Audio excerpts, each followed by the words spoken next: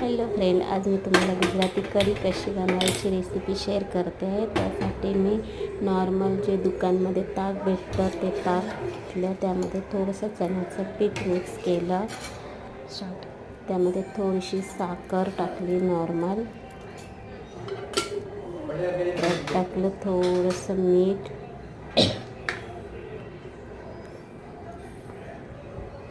आज सॅटर्डे आहे आणि आमच्याकडे सॅटर्डेला खिचडी असते आणि खिचडी म्हटली की माझ्या मुलीला कढी पाहिजेच असते, नाहीतर ती खिचडी खात नाही. साईडला मी फोडणी तयार करते. फोडणीसाठी मी काळी मिरी, 2-3 लवंग, जिरं, कढीपत्ता आणि मिरची घेतली आहे. थोडंसं तेल टाकलं.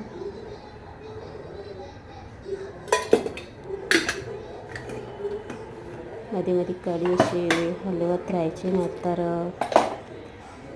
छास फाटू शकतं. हिंग पण थोडंसं टाकायचं. हिंग चवीसाठी पण खूप छान लागतं आणि गॅससुद्धा होत नाही. तर आता मी फोडणी तयार केली आहे. बघू शकता मी काळी मीठ टाकले फोडणीमध्ये. तेल चांगलं गरम होऊ द्यायचं.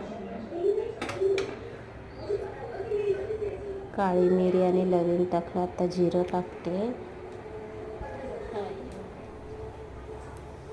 जिरं तडतडू लागलं की थोडंसं टाकायचं हिंग.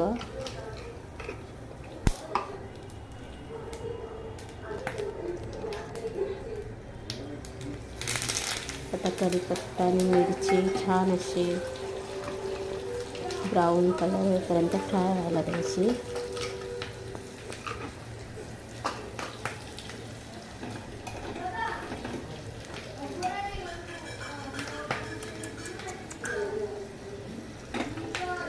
तुम्हाला कढी खिचडी आवडते का नक्की कमेंटमध्ये सांगा. तुम्ही बनवून बघा कशी लागते.